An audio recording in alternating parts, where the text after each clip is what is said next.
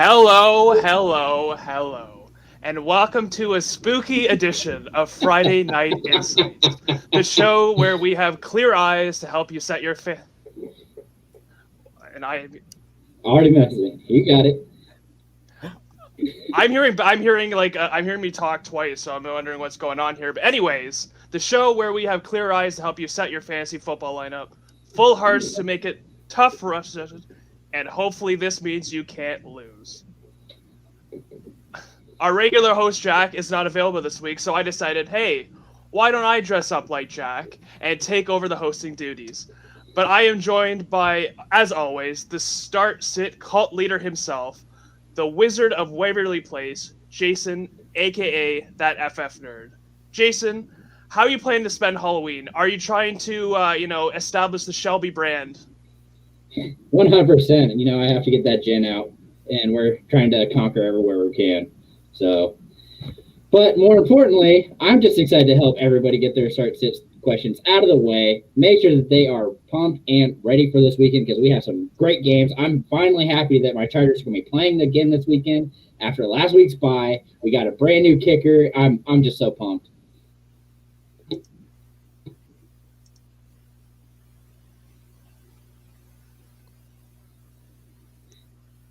No. Hey, Mike, how you doing, man? Welcome to the show, brother. Good. I'm glad to join for the first time. Going to be excited to put my nose to the grind and be the blue collar worker that can give some good start sits advice. Well, we're definitely excited to have you, man. And I mean, this whole week is just going to be crazy, especially after last night. The fact that we even had such a horrible game. Boy, it was so slow and just a trudge. But how's our fake Jack doing over there? Yeah, I'm fine. I don't know if it's just me, but I'm hearing us talk like a few seconds before, so I'm not sure what that's about. But you know what? We'll power through it. Anyways, yeah. So let's get it started. Thursday night football. The 6-1 Packers versus the 7-0 Arizona Cardinals. Packers end up taking it, even though no Devontae Adams, no Allen Lazard. Both of them landed on the reserve COVID IR. Team was hoping to get back Marquez Valdez-Scantling, but he was unable to be activated before the game. And they were also without David Bakhtiari, their all-pro left tackle. Hopefully they wanted him back for this one. Return to practice, but still not able to play. Hopefully to be back in week 9. Cardinals, before this game, lost J.J. Watt. He underwent shoulder surgery. Originally reported as season-ending, but Cardinals GM Steve Keim stated that they are holding on to hope that he can return sometime this season. But, the Packers pass catchers take another, well, I wouldn't say pass catchers, but offensive weapons take another hit, per se, as Kylan Hill suffered a very devastating knee injury on a kick return, and Robert Tonyan hauled in a big pass and unfortunately had a non-contact knee injury. Both tore their ACLs and will be out for the season. What did you guys think of this game? Not a lot of fantasy value unless you had maybe Randall Cobb or Aaron Jones. Yeah, and I think those were the two that you were really starting. I mean, I was hoping for a bigger day for AJ Green once I saw that Deandre Hopkins was dealing with that hamstring issue, which is never a good thing whenever you have an injury like that going into a game. I'm always kind of wary to play any of those players, and I was telling a lot of people to fade him, but man, Cobb bringing in those 2 TDs really saved his day. And then, speaking of saving days, holy cow, James Conner last night too. Wow. Talk about a 2-touchdown game. That's just bananas.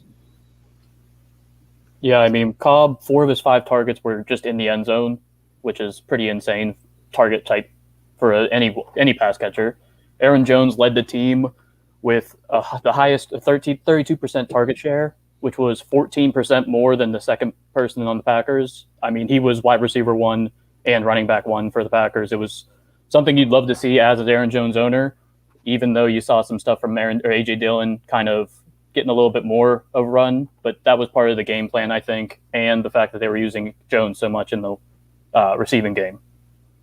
It's very true. And just for you guys and the people at home, I figured out the problem. I had the YouTube stream going in the background, so that was why I was hearing it twice. So apologies. It's my first time hosting, so I got to get through these bumps.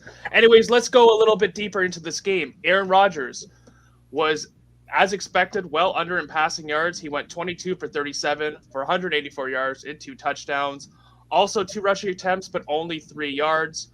With no wide receiver, like Mike said, Aaron Jones got the nod. He had 15 carries for 59 yards and a touchdown on the ground.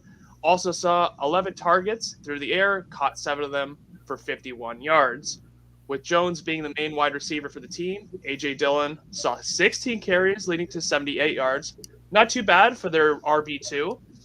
Their next highest targeted player was Juwan Winfrey, who went 4 for 6 for 30 yards. And, we all know about Robert Tonyan. He finished the day 3 for 4 with 49 yards, had that big catch, unfortunately went down. And everyone thought that, I don't know if anyone did think this, but Randall Cobb, he pretty much saved Rodgers' fantasy day. He went 3 for 5 for only 15 yards, but scored 2 touchdowns in the red zone. One was very, very good catch, contested over Byron Murphy Jr. And it was the defense that stepped up at critical points and slowed down the Cardinals. They caused a fumble and 2 interceptions, albeit one being because A.J. Green decided to stop playing and the last down of the game. As for the rest of the Cardinals, Kyler Murray really struggled without Hopkins, who left the game with a hamstring injury. Not the full game, but a good majority of it. Murray went 22 for 33 for 274 yards and no passing touchdowns with 2 interceptions. He did rush 6 times, but only picked up 21 yards. Not great if Kyler Murray is your quarterback this week. Probably put you in a hole. Everyone's favorite Cardinals running back, Chase Edmonds. He got the most carries. He had 7 for 30 yards. And then Kyler, and then James Conner had 5 for 22. But obviously, the most frustrating thing is Edmonds got his first touchdown of the season, which we are very happy about.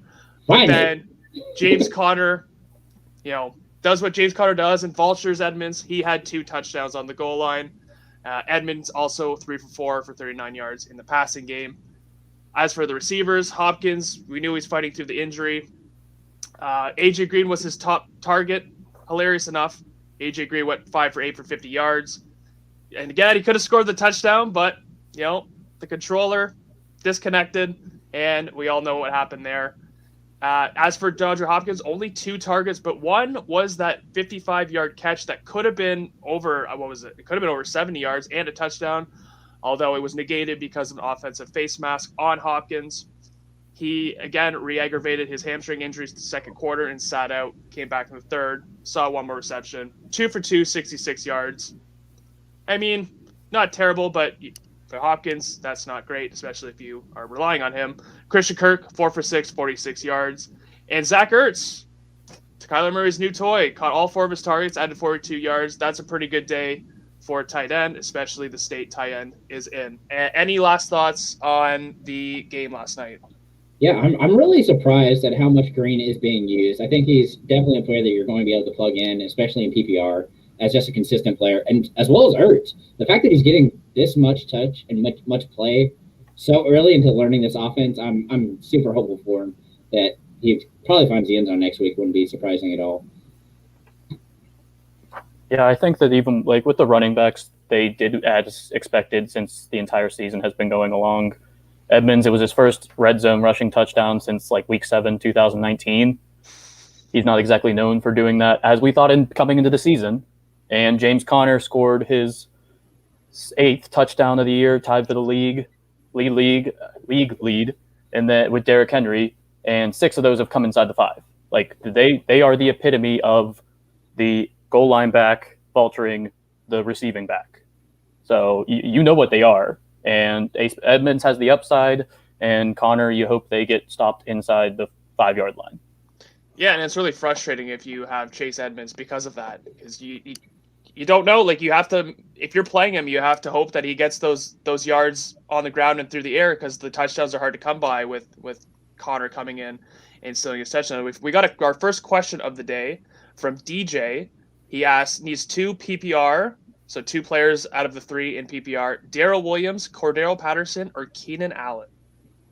Yeah, I think this is pretty easy for me. It's going to be Patterson and Allen. I think those are definitely two players that you're consistently starting moving forward, especially. But I don't know what is going on with this Chiefs offense, but they have so much success when they run the ball. When they actually do it, it's just anytime else, they just can't seem to get anything done. And so I'm not willing to trust Darrell Williams unless the game just absolutely screams that they're going to run the ball. Yeah, I agree. This question's a very easy one to start with, it seems like, because Cordell Patterson's his usage has been going skyrocketing ever since the past 3 weeks. Keenan Allen, he's been the captain reliable every single year, and he's been reliable this year, just hasn't had the huge upside and has been overshadowed by Mike Williams. So yeah, he's still struggling to find that end zone. We're trying to get him more involved there. That would be a huge help for sure. But I don't think he can trust anyone on the Chiefs other than Travis Kelce and Tyreek Hill, and obviously Mahomes. And even then, you're kind of surprised. You're hoping more that they find the end zone. You're more iffy than you thought you were going to be coming into the year. Yeah. Yeah, I don't hate starting Darrell Williams this week, but if these are my three options, I'm gonna agree with both of you guys. I think it's Cordero and Keenan Allen. Hopefully, Keenan Allen can find the end zone and take some of that production away from Mike Williams. Maybe the bye week will help, or maybe playing New England will help. Maybe they try to take away Mike Williams and then Keenan Allen, but I don't think Bill is that naive. And Cordell Patterson, I must apologize. I think I apologize in the show every week. I used to call him Inspector Gadget. I still feel like that's a suitable nickname for him, but at least he is fantasy relevant and for maybe the first time in his career. So with that Atlanta team, they love him and he is getting touches. So you got to keep him in your lineup while he's hot. Yeah, and Patterson actually has gone from a 20% snap percentage up to 60 this past week after the bye. So that's also another huge factor that I'm really enjoying and hoping that he gets used even more moving forward. Yeah, exactly. So we go on to quarterbacks, and we got to start off with the hot rumors that are coming from Miami. The Deshaun Watson rumors continue to swirl. He has waived his no trade clause. He only said he would want to be traded to the Dolphins or the Panthers. Panthers stated that they are out on him, so it's only Miami at this point. But Brian Flores came out today and stated for the 16,000th time, Tua is our guy. I don't believe a word. I think that if it happens, it will happen. I don't believe what coaches say anymore. But I really don't think that he will be traded just because there's so much uncertainty with Deshaun Watson. And honestly, the Dolphins gave away their own first-round pick, which is a top 5 pick right now. I think it's 2, the second overall pick. I know they have the Niners pick, but they don't have that much draft capital, and it's risky going for a guy that might be suspended. I don't think they do it. I think that Deshaun Watson will remain a Texan until next season. Yeah, and I don't think there's any reason to. I mean, Tua hasn't looked horrible, and I think the fact that he doesn't have all of his weapons yet is still one of the issues now. Mm-hmm. If Watson is traded there, I think his number one target is going to end up being Will Fuller because he does have that rapport with him, but it's just one of those things that and until it happens, it's not worth it. We will know in, 5 days now? We're 5 days away from that being over and no chance of it happening. Yeah, I can't see it possibly happening before the trade deadline with all the things up in the air outside of it. And I think that Tua has been playing fine the past couple weeks. He's improved a lot since he returned from injury, even though it's been against poor defenses, to say the least. I think that you just feel bad for the guy, probably. I mean, this is you hear him. What he said was, "I don't not feel wanted." Yeah, which is like, and if you just think of it like that's how you feel, like he said it, like just so depressed. Like, I don't feel not wanted. Yeah, it just doesn't make any sense, and it's definitely a letdown for such a young quarterback for sure. Yeah, especially a highly touted guy, and he also went on to say that he doesn't know when the trade deadline is. I don't know about that. I think, he's kind of just like pretending that he doesn't know. But anyways, we have another question. Hi, from PHG Pin Fan. Sorry if I said that wrong. Hi, guys. Full PPR league. I need 1 running back, 1 wide receiver, and 1 flex from this group. T. Higgins, Emmanuel Sanders, Waddle, Darrell Williams, Khalil Herbert, Gainwell, or Booker. My goodness. Wow, that's quite the list. Yeah, let's go through these. Okay. So let me just say, I don't know about Damian Williams. I guess he's playing, but has he really been, has he really become the RB2 over Herbert? That remains to be seen. But my point is, those other three guys at the end, Herbert, Gainwell, or Booker, presumptively the top running back on each team. And I always like to have, especially if they have a good matchup. I think Gainwell intrigues me a lot. I don't know about you guys. He's definitely the guy I'm looking at the most here. I mean, I like Booker a lot just because that KC defense is just woof. And if he gets used in the passing game, he's definitely set for a bigger day. Outside of him, I'm looking at Sanders as your wide receiver start because I think he finds the end zone and is definitely the deep play guy. With Diggs having a tougher matchup this week, I'm definitely looking at Sanders as your wide receiver. And then it's a toss-up between Herbert and Gainwell. And they just promoted Jordan Howard to the practice? No, to the active roster. That's what it was.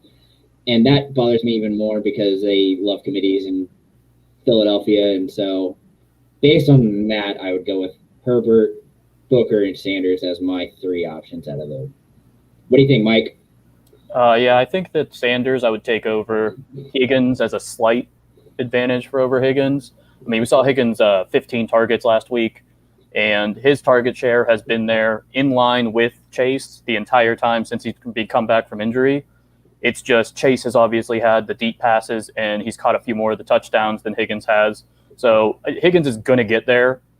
It's just he isn't there yet. So I have high hopes for him this week and beyond. But I do think Sanders, with his matchup and how he's been playing throughout basically the whole season, he's been the guy that Josh Allen's looked at in the end zone and deep downfield.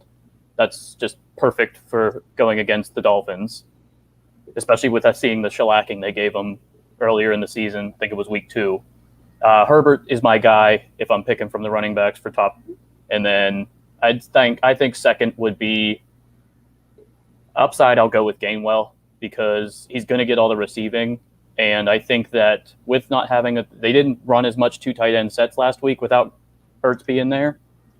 And I don't think that they trust Rager or Watkins that much. So it's going to be Smith getting all his targets like he always does, Goddard getting his, and then somebody else has to, because this is likely to be a higher scoring game.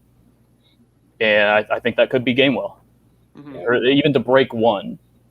Yeah, my only issue with Higgins, and the reason I just don't think that Herbert's going to even have to throw 30 times this game. Or not Herbert, Burrow. Burrow's not going to have to throw 30 times. I think he's max at 28, and at that point, you're looking at him having 7 targets maybe, and assuming that he is on pace like he normally does and catches 4 of them and probably has 40 yards, he needs to find the end zone.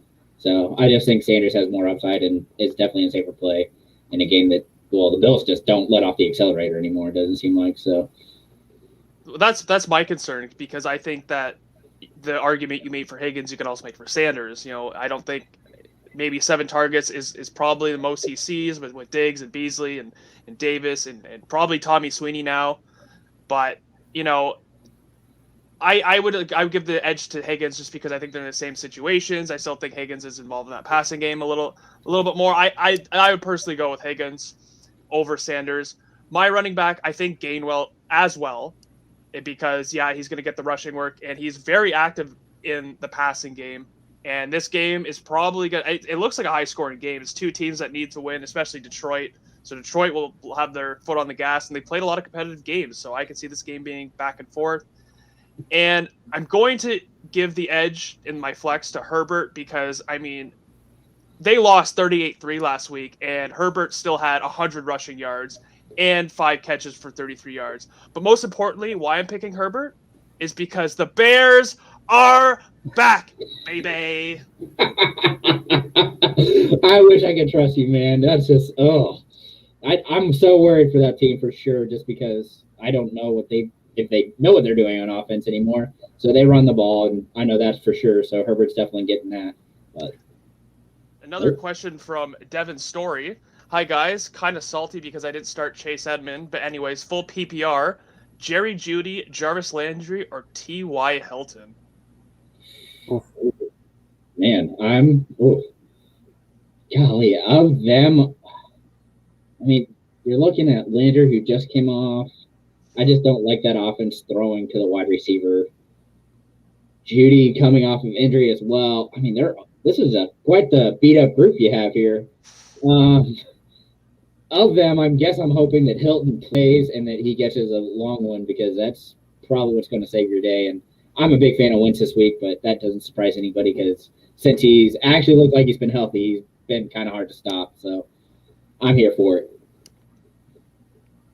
I'm going to probably lean – I'm not going to feel good about it, but I'm going to lean Jerry Jeudy. I know he's just coming off of the injury, which is always a scary situation to have somebody return and play them their first game back. You usually want to see how much they're going to be used. But in the first week of the year, Jeudy was Bridgewater's guy. There was zero question about it. And I think that they felt comfortable enough to be able to have him out this long that they are full steam ahead with him and they're comfortable. I think it's going to – him and Sutton are going to be the 1-2 duo that are going to continue with this Broncos offense, to carry this Broncos offense along with the rushing attack. Fant's the one that's probably going to be hurt the most. So I'm going to go Jeudy. And yeah, I'll echo that. I think I'm going to go Jeudy just because Landry and Hilton are coming into this game hurt. I don't even think Hilton has been cleared yet. Landry seems like he might play, but again, like he came back last week, looked all right, and then got hurt again. Jeudy, they released that, I guess, like right after the last Thursday night game against the Browns, and he's coming back. So yeah, I would feel the most confident with him. You know that Washington hasn't been great against the pass this season. I think Jeudy want to go out there and perform well. Broncos need to win this one. So I would go Jerry Jeudy among these three. So, PGH Pin Fan, thanks guys. I feel like a bunch of guys that are all the same. It's true, and same. He's really leaning Williams. You have four really good options, four RB1s essentially on their teams. I just think Williams maybe a little bit of a safe floor, but I think that game the Giants is going to be a lot closer than people think. And you want to shoot for the stars with the Herberts and the Gainwells for your running back spot. And I know you guys agree with that. Mm-hmm. Another question from Aaron Cantu. Full PPR, would you consider Michael Pittman? Yes. And Robert Woods, same tier type wide receivers, thinking about trading for Pittman, but would have to deal Woods away in some kind of deal. Now, let me start this off. I'm sorry. I'm going to interject. Colts fan coming in. Michael Pittman is the man. A stud. Michael Pittman is unreal. Paris Campbell potentially out this season. T.Y. banged up. I don't think T.Y. is going to play a lot this season. It seems like he's been having nagging injuries. He thought about retiring before the season began. Pascal is great, but he's our wide receiver too. I think that this trade would make some sense because Robert Woods, I think, has been okay. For where you draft him, he's not really playing up to expectations. It's been more Cooper Kupp. Now that might change this week. Now that I put it into the ether, but I don't think this would be a terrible trade, especially with Woods playing well. I think that this could be okay. I might ask if you're trading Woods, add something else. Yeah, I would ask for Pittman and maybe a depth player just to maximize your value on Woods. But I think that they're pretty much on the same scale now. Yeah, I'm actually a bigger fan of Pittman. I think he's the clear one. I think that offense, that's who Wentz is looking at. And so outside of Taylor, he's the guy. I mean, Hilton looked fine when they came back, which kind of took away some targets. But even then, I'm not worried about him as compared to Woods, who is really just touchdown or bust to me. I mean, he's getting the 5 catches and 50 yards, but that's not somebody I want. I'd rather have Pittman, who can easily put up 8 and have 90 yards on top of that. I mean, he's that big play guy, and he's going to see a lot of targets, especially on that offense. So I would definitely like to say that I agree with the asking for something else as a depth piece, because name value alone should be able to bump you up slightly enough to be able to get that at least some kind of bench player to be able to help you out a bit. But I would, Michael Pittman is oddly enough been more consistent with the higher upside than Robert Woods the entire season. Robert Woods has been known as Mr. Consistent years and years for years now. And this year it's the Cup show, and then there's one random Ram that seems to hit afterward or other than him. You never know though. It's going to be Tyler Higbee, Van Jefferson. It could be Robert Woods, but it's a crapshoot at that point sometimes. So Pittman's been 11 plus points in 4 of the past 5 games for PPR. and he's had the big games with the long touchdown last week on Sunday Night Football that you saw where he mossed Drake or Patrick. So, yeah, it was a beautiful sight. Speaking of, well, I guess not a beautiful sight. The writer of School of Rock and White Lotus, Mike White, will get the start this week for the Jets as they take on the Bengals. As we all know, the Jets have reacquired Joe Flacco from the Eagles for a conditional 6th-round pick. We all know Joe Flacco played for the Jets last season under Gase, so new playbook, has to learn it. Could potentially play next week, although they play Thursday night against the Colts, so that will probably be a wash. We have another question from DJ. Need a QB, Matt Ryan or Bridgewater or Daniel Jones? Have Lamar on bye. You guys can go ahead. I know what I'm going to go, but I will see if we all agree. Yeah, I think I'm actually going to go with Jones here just because that upside's there and the fact that KC doesn't have a defense. So I think that's going to give him a lot of options, and I'm hoping that Shepard and Slayton both play, and that'll help as well. There's a chance for Tooney as well, and I'm just really hoping that Jones can get it done this week without having to run a whole lot. I'm going to give a slight edge to Jones over Matt Ryan. Matt Ryan's been playing well. I do like what he's been doing with Kyle Pitts and sprinkling in a couple of targets for Calvin Ridley, I guess. But Daniel Jones, it seems that every quarterback that plays KC just goes off. Like, they have at least 20 points, I swear. And we're expecting Shepard back. Kadarius Toney has practiced this today. He should be back or is expected. It's the leaning towards type thing. I think that he'll have enough weapons and they'll have to score. So it's going to be Jones for me. Yeah, we're going to go a clean sweep here. I'm picking Jones because he's got the Konami code. And apparently he can catch the ball too. Made a brilliant one-handed grab against the Panthers last week. I don't think Matt Ryan will be doing that anytime soon, but who knows? But yeah, I think I like Matt Ryan's matchup, like Mike said. But yeah, I have to go Daniel Jones just because of how poor that Kansas City defense has been. They have an extra day. He's getting some of his weapons back. I think that Daniel Jones is the guy to go. And speaking of going, I don't know how Jack does these transitions, but Baker Mayfield was cleared to play last night and is expected to play Sunday against the Steelers with all the issues in his shoulder, his non-throwing shoulder, which includes a fracture and a torn labrum. And barring any setbacks, he will be the guy. Dak Prescott is dealing with a calf injury on the same leg that he broke his ankle on. They're a little bit, they're being careful with it, as they should be. And it came out today that Cooper Rush would get the start if Dak is out. I think Dak is going to play, but I would have a backup ready. I don't think it'll be Cooper Rush, even though Cooper Rush could come out and put up points against the Vikings. But I would be cautious, and it sucks because it's Sunday night. So unless you have, it's like I said, Daniel Jones would be a perfect person to have. So if you have Dak Prescott and Daniel Jones on your waiver wire, pick him up now. Yeah, I mean, Carson Wentz is another guy who's pretty widely available. But you're going to have to hope that that's Sunday morning, which I'm really hoping it's the case that we'll find out that Dak's either playing or not Sunday morning. But even then, you definitely want to have somebody else, whether it's, Daniel Jones or even on the other side of the ball, Kirk Cousins. I mean, in this very game, if you have to transition, that's going to be the next best option for you. Yeah, and that's the scary situation is anytime it comes to a Sunday night or a Monday night game and there's injury concern that turns into some kind of game time decision, especially at the quarterback position, that's just, you're going to be scared for all the pass catchers as well. The entire offense except for the running backs, because the running backs will take just only a slight disvalue.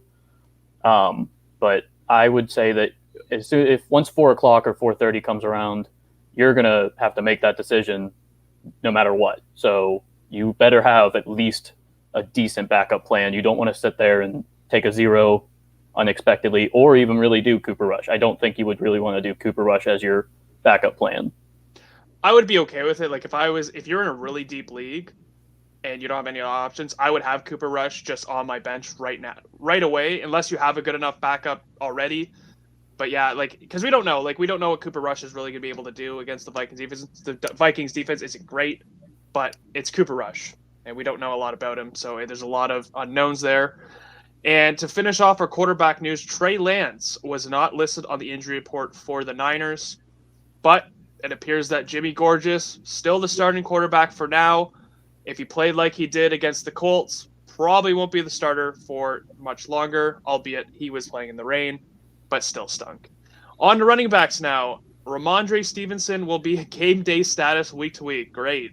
Thanks a lot, Bill. Sounds about right. Still struggling to trust his rookies. Do we trust Brandon Bolden and or J.J. Taylor after last week's game, or are we just going strictly with Harris? Well, I put Bolden in my waiver wire this week just because I think that he is going to be the one over Stevenson get the nod. I mean, Harris is clearly the guy who I think will absolutely tear up the Chargers this week, which I hate to say, but that's going to be where they have the most success for sure, with Asante Samuel on the corner and Derwin James over the top. I'm just nervous. I'm really scared for Myers this week, but Hunter Henry is going to be a solid option, as well as I think Bolden as a potential wide receiver, because he kind of seems to have that James White sort of role, or whether it's Stevenson or him, that's kind of the role that they will be in. Yeah, I mean, you said it right there, the James White type role. He has taken over exactly that role. He has been targeted on as many routes. The top two are on the season for running backs. Target rate it was James White at 1 at about 36%, and it's Brandon Bolden at 2 about 32%. He's taken over that role to a T, and no matter what the quarterback is in New England, they love their running backs. We've seen from Tom Brady, even to Cam Newton, and to Mac Jones. He's number 4 in targeting the running backs this season, so he's perfectly fine with looking to the backfield. I think he's going to be a solid option in a game that's going to force the team to score.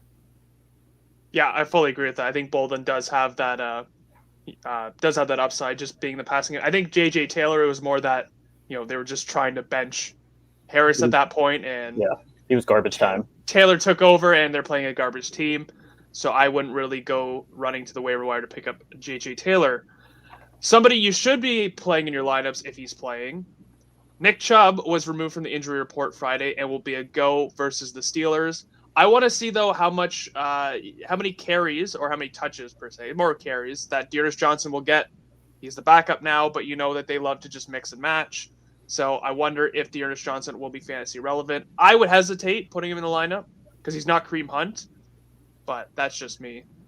Yeah, I mean, it really depends on what you need here, because I like true. Johnson for sure, but I do think that Chubb will get a majority of the work. I'm expecting him to have 18 to 22 carries, and I think that we're looking at Johnson having 8 to 10, 8 to 12 maybe is kind of the range I have him at, because they like to run the ball as a Brown, and so that's kind of their game plan, because they sure don't like their wide receivers. Yeah, these running backs, it's not going to matter who's in the backfield for the Browns. They're going to be the focal point of the offense. With Chubb returning, even with a little bit, I'm sure that they're going to want to ease him in a bit, but I'm going to put him down for at least 20 carries. And I'll think that Dearness is going to take over the pass catching role. I don't think Chubb's going to catch many passes like he normally does. So the Kareem Hunt role, to a much smaller scale, is going to go to Dearness Johnson, and probably sprinkle in Demetric Felton still a bit, because he was used a relative amount last week when he was not expected to almost at all. He was expected to still play wide receiver like he was the rest of the season, but he spent some time in the backfield and was a part of the receiving game a lot. That is true, and Jason was very upset that Demetric Felton didn't get more touches. But speaking of D. Johnson, Duke Johnson, former Cleveland Brown, signed to the Miami Dolphins practice squad after Malcolm Brown hit the IR in Week 7. Myles Gaskin and Sullivan Ahmed are presumed to be the running backs to trust in that backfield, albeit a really bad backfield. Saquon Barkley spotted at practice on Wednesday working with trainers, though he's probably still not going to play. And Miles Sanders, also Penn State running back, put on IR with an ankle injury, did not practice. He's hurt. Jason, do you want to sing the praises of Kenny Gainwell? Yeah, I'm super excited. I'm really hoping that Gainwell will take over here. I'm nervous because it is the Eagles who like their committees, so that's a little frustrating. And the fact that they are bringing up Howard and Boston Scott was used last week, I'm just so nervous that Gainwell is going to make a mistake and they're going to put him off to the side while Scott and Howard do the rest of the work. And that is my biggest fear for him. Outside of that, I think he's a great option and have been touting him all year. So I'm really hoping he gets this opportunity and can run with it. Yeah, Gainwell played like 51% of the snaps. Boston Scott played about a third of the snaps. Scott was the obvious rushing guy, and Gainwell was mostly more of a receiver. But he was still had rushes. He had about 5 rushes, 7 targets. So I think that he's going to be the better option in the backfield, and it's going to depend on how he plays. If he plays well, I believe that Sirianni will at least continue to target him and get him the ball, even though we've seen him not do it with Sanders when Sanders actually did play well. It's just the fan base is turning on him. He's hitting his head against a wall at this point. So we'll see if his analogies of, if he's watering the plants or what for this week. And speaking of watering the plants, Antonio Gibson logged a limited practice on Wednesday and Thursday and was removed from the injury report Friday. So I don't know if that means the shin injury is just magically healed. I'm a little optimistic. Just traded for him in one of my redrafts, so I'm hoping for the best. We'll see if he continues to maybe have a little bit of the same role he's had before with a little bit more McKissick against the Denver team, which should be somewhat of a competitive game. We have a question from Soaring Eagle 175. Are y'all still trusting D-Hop going forward? I mean, if he's not hurt, absolutely. Like, he is an absolute stud, top 3 wide receiver in the league. Yeah, I think you kind of noticed it when it's really just a hamstring. That's the biggest issue with me. When it comes to hamstrings, they are just so touchy because of the muscle and the fact that you're using it so much to try and explode or have that big muscle that is just trying to really move you forward. You have to have that full go. Like, that was my big worry going into the game, which is why I faded him so hard this week. But with it, if he logs a full practice, or when he logs a full practice, that's when you're going to want to play him because he is clearly the guy on that offense. Yeah, I think we realized that after when he was off the field, it was not near as explosive. Because even Kyler's just toss-up shots that he had, usually this season they're to D-Hop. And they went to A.J. Green more this time, and you saw it was a little bit off, but they had a bit hit or miss there. I think that if Hopkins is healthy, you have to feel confident. But hamstrings, there's something about just, like you said, if you don't practice throughout the week with a hamstring injury and you're up to the game time, it's one of the scariest things for a fantasy manager. Yeah, absolutely. I agree with that. And another trade that happened this week, I don't know if it really went under the radar, Mark Ingram returns to New Orleans, and he will be active for the game against the Bucs to relieve some of the work Kamara has been dealing with since Tony Jones is out. I guess they didn't really like what Devine Ezigbo gave them. Does he have fantasy relevance? I mean, it's essentially the same playbook for what he left 3 years ago, so it's not like he's coming in cold. Yeah, and the fact that he's already been playing and he knows the offense, I think that will help. But it really just he brought it up today in his press conference when he was there. He said, yeah, I just kept seeing Kamara get up and just take that deep breath, and he just looked tired. So I'm really hoping to be able to help out the team. And I think that's exactly what he does. I'm more excited for the fantasy relevance that goes to the Texans now that he's gone, which opens up more touches between David Johnson and Philip Lindsay. I do think a majority of the work does go to David Johnson, but that's just because I think he's a better back there, and Philip Lindsay is just so limited in it and his skill set. Yeah, it's proven that David Johnson is the more relied on back there, even when it wasn't involving the receiving game. I think that the snaps are just hugely in David Johnson's favor now. But Kamara was used way too much. He's on pace for 320 plus rushes this year, and that's over 100 more than his previous career high. Even with the one game added to the season, that's just not something a Sean Payton offense wants for someone of Kamara's usual skill set. I'm hoping that if he isn't used as much in the rushing game, he might be looked at more in the receiving game and sent out on a few more routes that are more intricate, more screens, things along those lines. As we saw last week, he had 100-something yards receiving and 10-plus targets. So that's more along what we're looking for him. And speaking of the new Alvin Kamara, DeAndre Swift, also questionable this week. As always, it's like a broken record on this show. We have to say he's questionable, but he ends up playing. And if he is playing, you're definitely have him in your lineup. And Jamal Williams also on the injury report with a thigh injury. We'll see if he plays or not. Austin Eckler also showed up on the injury report Thursday. Logged another did not practice on Friday with a hip injury. Jason, let me know how you feel about this. Yeah, I'm nervous about it because he didn't say anything yet, and so that's kind of a plus side. Usually Eckler's going to be somebody who will come out and say, hey, I'm not playing, but that's definitely something that we'll learn on Sunday for sure. If he is out, I am going to say that Jackson's probably the guy that you want. I do think he gets a majority of the touches, but Roundtree and Kelly are likely going to be splitting that backup role that Jackson's normally in.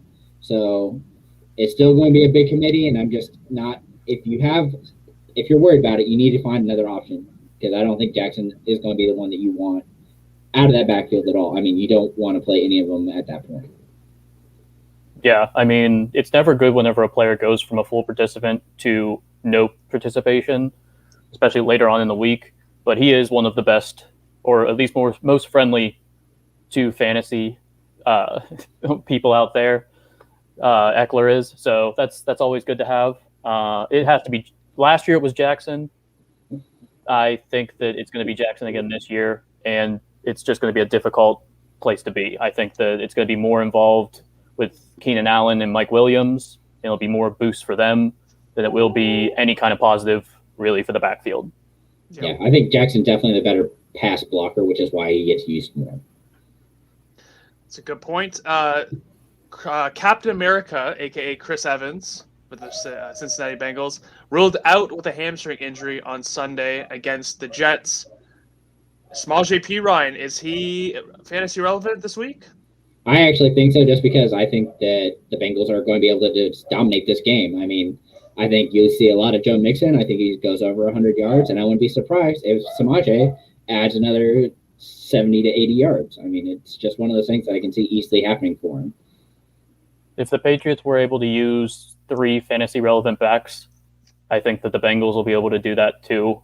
Obviously, would only do 2, but this backfield could easily go off against the Jets and their very, very poor rushing defense and even receiving defense for running backs. I agree with that. So before we get into wide receivers, I have a couple of questions. First, again, from Soaring Eagle 175. When do you think Christian McCaffrey will return?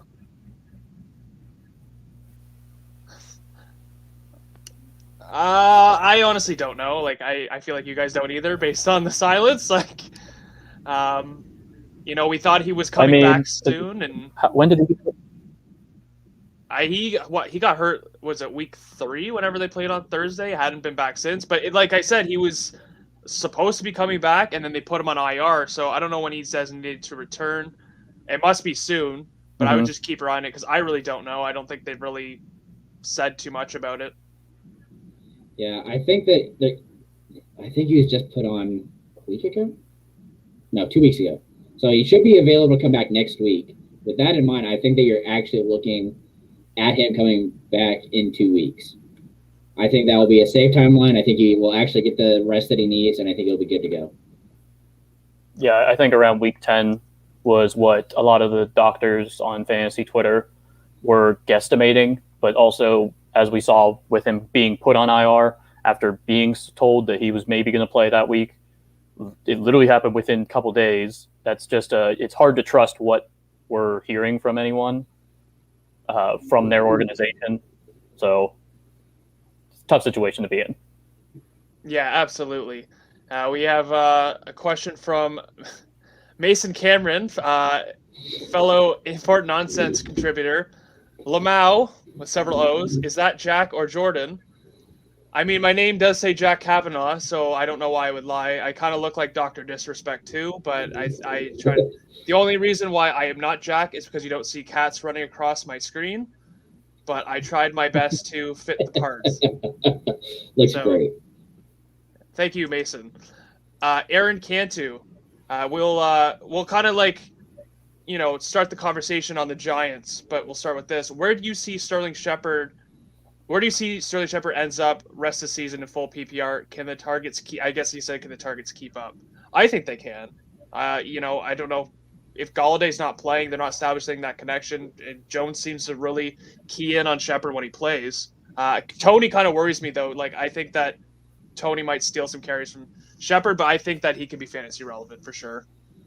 Yeah, I think you're definitely going to be able to play him as a flex in PPR, but once Galladay and Tony are both back and healthy, I'm nervous for his target share. I see him ending the year probably looking at a wide receiver 40-ish, somewhere in that range. So I think he ends up being okay, but again, it's just until those guys do come back, because I think that they are the more explosive players.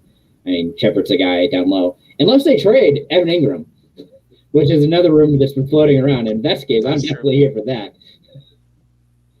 Yeah, I think that we haven't had a game yet where Tony and Shepard have both been healthy for more than like 10, 15 snaps. So it's going to be interesting to see who mans the slot more. Tony's about 75% on the season, or Shepard's 75% on the season. Tony's about a little bit over 50. So I don't know if they're going to put Tony on the outside or put Shepard on the outside like they did with Golden Tate around. Because I think that the rapport between Daniel Jones and Sterling Shepard has been amazing since in the past 3 years, I think it was. He's like almost guaranteed 6+ targets every time they play together. Yeah, exactly. I think that just that alone, I think that they play together the longest, because Galladay and Tony came here this season, but it's a lot of weapons, and if Ingram goes, I think that helps. But Tony was spotted working with trainers on Wednesday with his ankle injury. He was participating in drills today, but apparently a long shot to play Monday against the Chiefs, which helps Shepard. Kenny Galladay still dealing with his hyperextended knee, and he was working on the side with trainers as well today. Shepard returned to practice, looking to play this Sunday. So I think if Shepard plays, you have to play him, especially against that defense. We all like Daniel Jones, so in turn, that will help with Shepard. Julio Jones still dealing with his lingering hamstring injury and is out after missing practice all week. Thank God. Although there's still another wide receiver in Tennessee that is looking to cause havoc.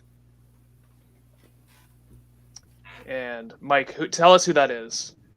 Oh, A.J. Brown has been pure dominant in the past couple weeks. Since week 6, he has a 50% target share. I mean, that's just insane. Even on a team that doesn't throw the ball like Tennessee does, a 50% target share of anything is usually going to lead to good things. And this offense has been more on a roll lately. They're getting into rhythm. They're scoring 20-plus points in each of the past couple weeks. So I think that this is going to be just A.J. Brown to the moon season coming up here.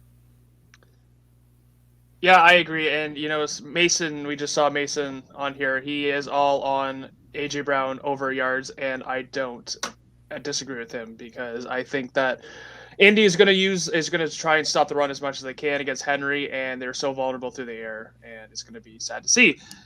Speaking of sad to see, T.Y. Hilton missed practice with quad injury all week. Probably not going to play against the Titans. Michael Gallup, he did return to practice. Should be designated to return from IR with a calf injury. I don't know if I'm playing him if Cooper Rush starts. With Dak starts, it's iffy. I would only do it if I'm desperate. And also A.J. Brown already ruled out this week. He was seen on crutches, dealing with an ankle injury, and he was already ruled out. Antonio, I was about to say, wait. Did I say A.J. Brown? Yeah. Oh my God, I got A.J. Brown on the mind. See, he's already ruining my week. Yeah, so what do you guys think about the Buccaneers offense without AB and potentially adding in Gronk?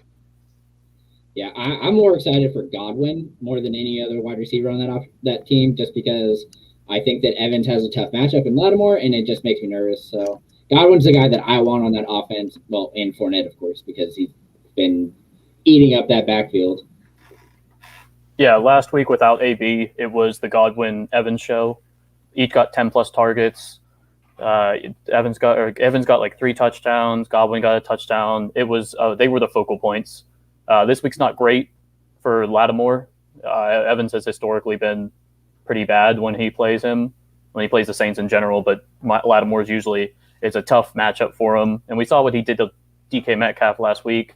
If it wasn't for tripping on that 180-yard touchdown, it would have been a essential goose egg for DK Metcalf, except for maybe if you counted personal fouls because they were going back and forth at each other. That is true. We have a couple of questions. DJ, what do you think of the latest Panthers news willing to trade CMC for Deshaun Watson? That is the first I have heard of. I haven't heard of that. That's not a real thing. I mean, it is, but it's not actually going to happen. Like we said earlier in the show, if you didn't hear us, I think the Panthers have said they're not trading for Deshaun Watson this season. I can't see them trading CMC. It just wouldn't make sense. Like, I know he's kind of had the injury bug of the last 2 seasons, but he is still the focal point of that offense. Aaron Cantu, is there any trade destination that can save A-Rob's season and bring him back to wide receiver 1 status? Yes, trade him within the division of Green Bay. That's all I need to say. You know what? If anyone's going to get any production out of Al Robinson, it's Aaron Rodgers. But that's not going to happen. I mean, I could see him being a good option in, like, maybe Jacksonville, actually be a dominant wide receiver 1. I'm just saying, as an actual dominant wide, would you rather play him or Jones? Like, no, I'm not saying that you're. I'm saying you're wrong in that sense. I just say he's not going to go to Jacksonville. Of course not. But again, we're saying what would be a good one that would bring him wide receiver 1 status, and that would be the option for me. He could be traded to half the teams in the league, and he would be a wide receiver 1. I feel. I think in general, if you traded him to almost any team that's got a relatively decent quarterback, it's a top half quarterback, and his value is going to go up. I mean, it can't go any farther down. That's true. But it's just the fact of his style doesn't fit with Justin Fields. Fields wants the receiver to get open before he throws the ball. Robinson's biggest thing is fighting for the ball in the air, getting the contested catches. So sure, go to Green Bay, that'd be great. Oh, let's send him to KC. Sure, that'd be great too. Like anywhere even putting him as a number 2 on a good offense is going to make him his skyrocket value. Yep, that is true. So let's quickly go through the rest of the wide receiver news. Devontae Parker still dealing with that shoulder and hamstring injuries, on track to play against the Bills.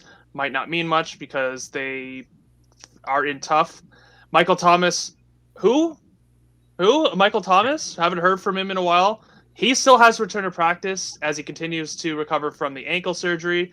Deontay Harris returned to practice on Thursday, albeit still dealing with a hamstring injury. Chase Claypool logs a full practice on Thursday, looking to play this weekend, which would be helpful playing against Cleveland, who is going to have their quarterback and running back back. Corey Davis dealing with a hip injury, and Robert Saleh said today he is not looking good to play against Week 8, which is bad because they are in tough against the Bengals. So Mike White,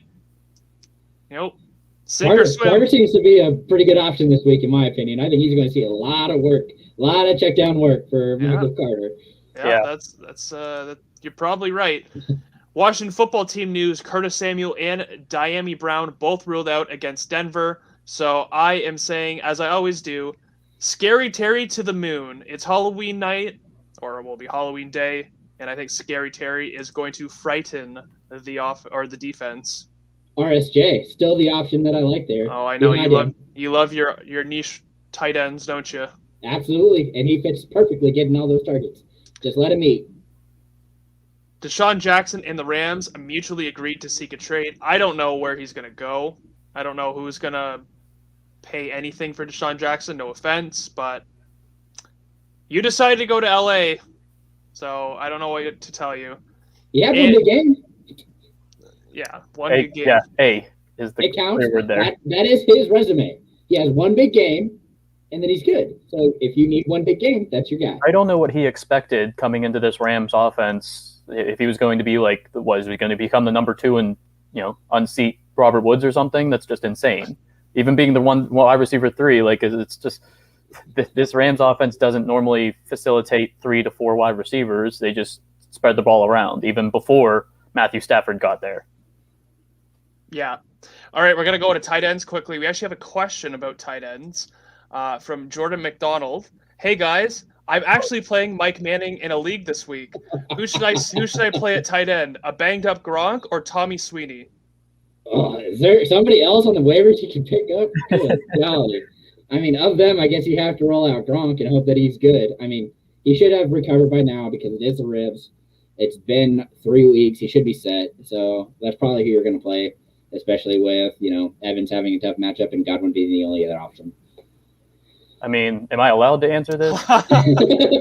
You don't have to do anything you don't want to. This poor person will not get your analysis, though. I would say that, I would say Gronk because even though it's not by much, Tommy Sweeney, I don't expect to do a whole lot. Cole Beasley's the guy there. Yeah, I think that Cole Beasley and Emmanuel Sanders will pick up the slack rather than Tommy Sweeney. And I mean, Gronk's just you're shooting for the connection that he has and the touchdown upside. It's much higher on the Tampa Bay offense than it is the Bills for the tight end position. I agree with that. It sounds like this person had Dawson Knox traded for them the week he broke his hand and had to pick up Tommy Sweeney to replace him. How do I know that? I'm not sure. I can verify that's exactly what happened. Speaking of not being sure, Evan Engram, we talked about he's got rumors about being traded or teams being interested in trading for him. I don't know why, but that's the case. Limited in practice Thursday, dealing with a calf injury, expected to play.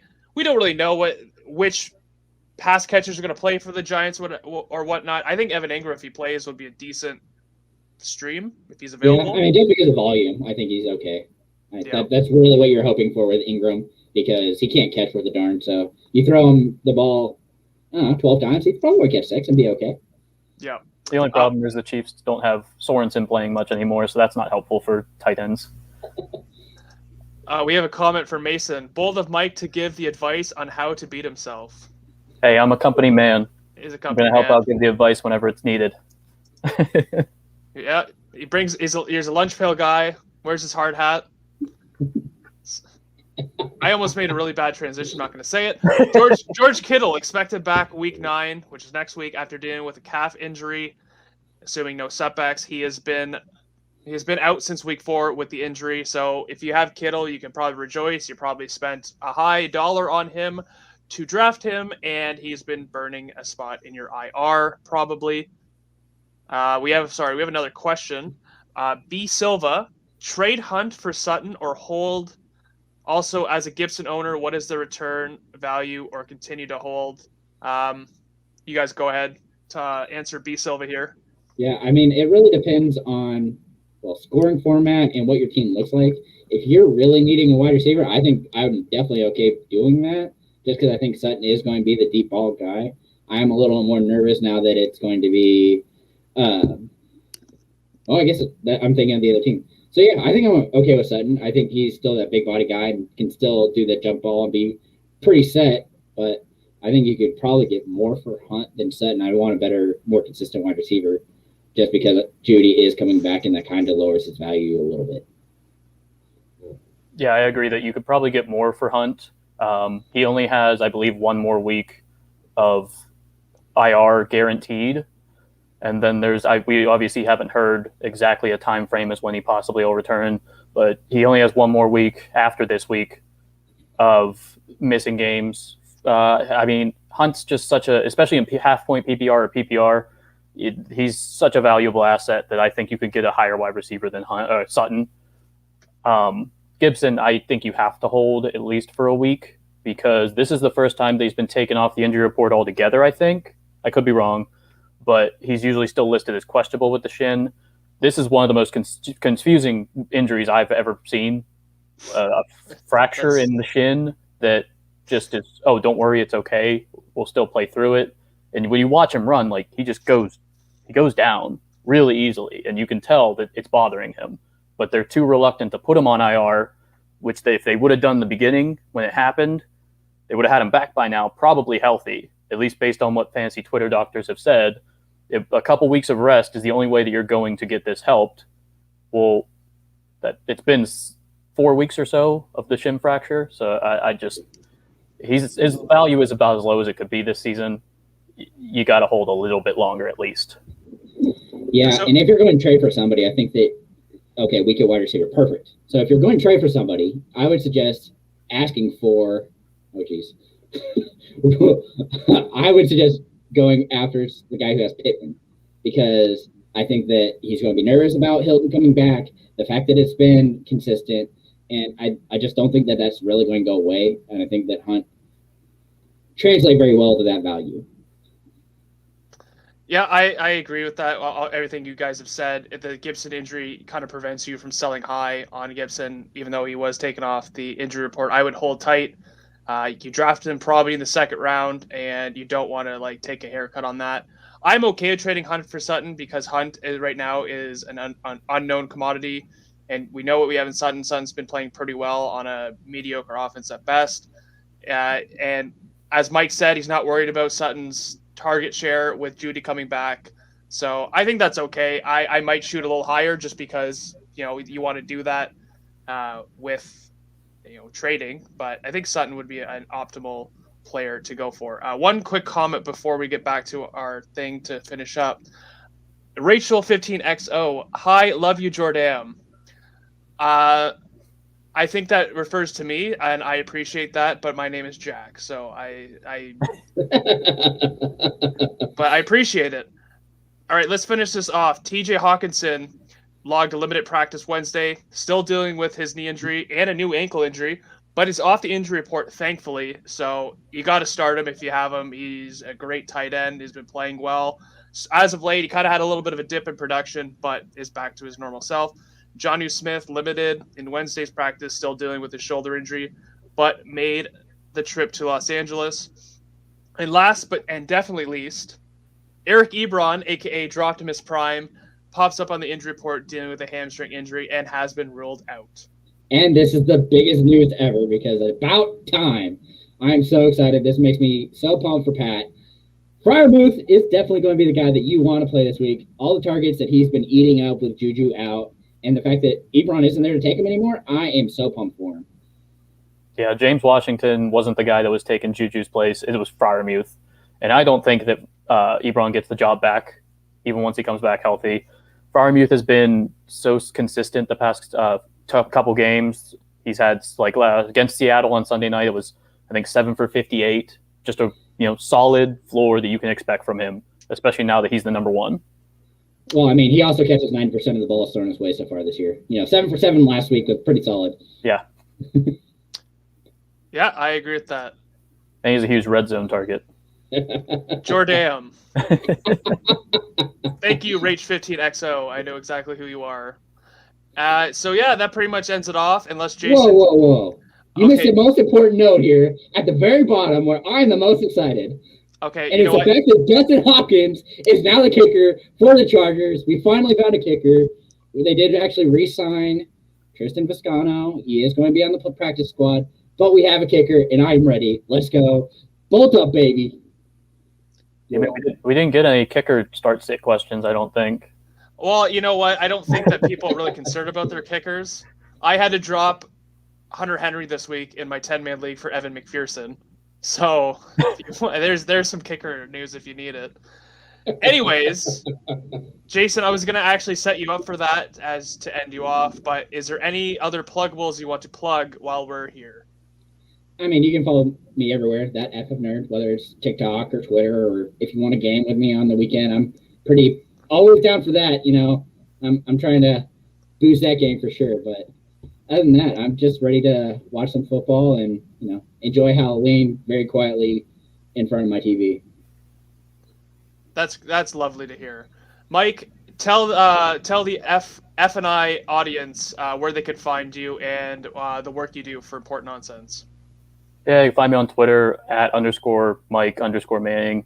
And for Important Nonsense, you can see each Thursday there's a wide receiver cornerback matchup article I do. Target 4 targets, 4 avoids.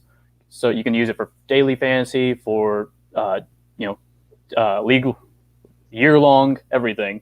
It's just, a lot of these players have been mentioned even today. Sanders is a target for me. So Pittman is a target for me. These are guys that have great matchups that can be used in various formats. Yep, exactly. Follow that. It's great stuff that Mike puts out. And you can find me on the socials at Javanaugh87 or at Donald McJordan, whichever one that you prefer. It has been a great time hosting with you guys. We should be back all next week. Jack should join us if he is finally back from vacation. Otherwise, I will show up as Jack again because, he is the straw that stirs this drink. So everyone have a great night, and thank you for your questions.